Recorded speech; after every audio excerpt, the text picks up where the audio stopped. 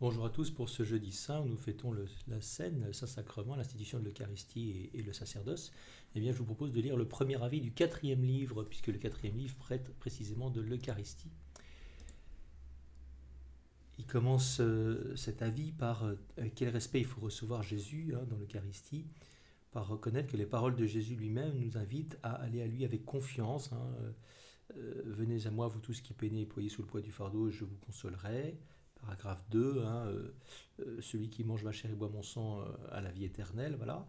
Jean 6, mais qui suis-je Seigneur pour oser m'approcher de vous? Voilà. Les cieux ne peuvent vous contenir et vous dites venez tous à moi. C'est quand même assez vertigineux.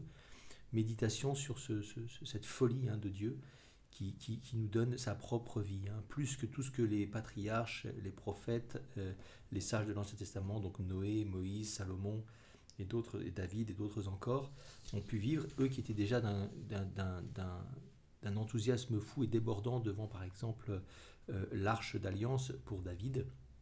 Voilà. Et nous, qui mettons parfois si peu d'empressement, si peu d'enthousiasme à accueillir le Christ présent dans l'Eucharistie, qui est vraiment Dieu, beaucoup plus que ce qu'il peut y avoir dans l'arche de l'alliance, comme il est dit ici au paragraphe 5, 6, pardon. Alors, j'arrive tout de suite au paragraphe 9, puisque 9 et suivants, qui sont les plus importants. Plusieurs cours en divers lieux pour visiter les reliques des saints, et voilà que vous-même, ô mon Dieu, vous êtes ici présent devant moi sur l'autel, vous, le Saint des saints, le Créateur des hommes, le Roi des anges. Mais ici, dans le sacrement de l'autel, vous êtes présent tout entier, Jésus, Christ Jésus, vrai Dieu, vrai homme. Et toutes les fois qu'on vous reçoit dignement avec ferveur, en recueillant en abondance les fruits du salut éternel. Ce n'est pas la légèreté, ni la curiosité, ni l'attrait des sens qui conduit à ce banquet sacré, mais une foi ferme, une vive espérance, une charité sincère. Voilà. Folie du sacrement de l'Eucharistie que nous fêtons ce jeudi saint, consacré par le prêtre qui a reçu cette mission et cette dignité. Paragraphe 11. Ô grâce admirable et cachée du sacrement, connu des seuls fidèles serviteurs de Jésus-Christ. Car les serviteurs infidèles, asservis au péché, ne peuvent en ressentir l'influence. Vous voyez, on peut très bien communier et ne pas être prêt pour l'Eucharistie. Et le problème, c'est qu'effectivement, ça ne produira aucun fruit. La grâce de l'Esprit Saint est donnée dans ce sacrement. Normalement, c'est ça son but, bien sûr. Il répare les forces de l'âme. Il rend la beauté première que le péché avait effacée. Alors encore, insistance, paragraphe 12, nous devons déplorer avec amertume la tiédeur et la négligence qui affaiblissent en nous le désir de recevoir Jésus-Christ. Combien on doit gémir de ce que plusieurs montrent tant d'indifférence pour ce sacré mystère, qui est la joie du ciel et le salut du monde. Le pain des anges auquel les anges n'ont même pas droit, seuls les hommes peuvent communier au corps du Christ.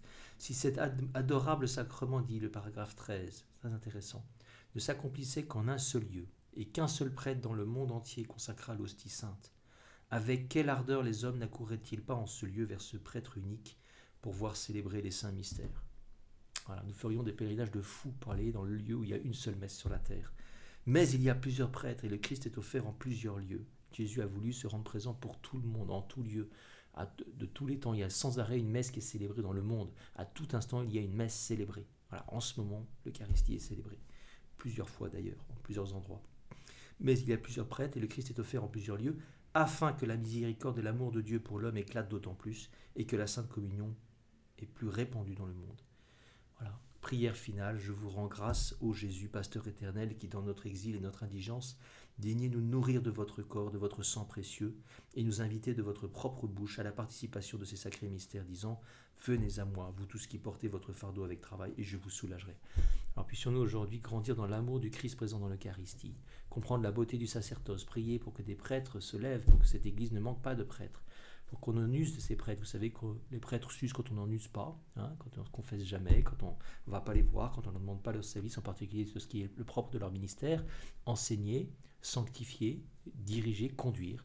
Voilà, profitez des prêtres qui sont autour de vous, priez pour eux, et accueillons le Christ mystérieusement et si étonnamment présent dans l'Eucharistie comme le plus grand des mystères de la terre. Bonne fête du jeudi saint à tous.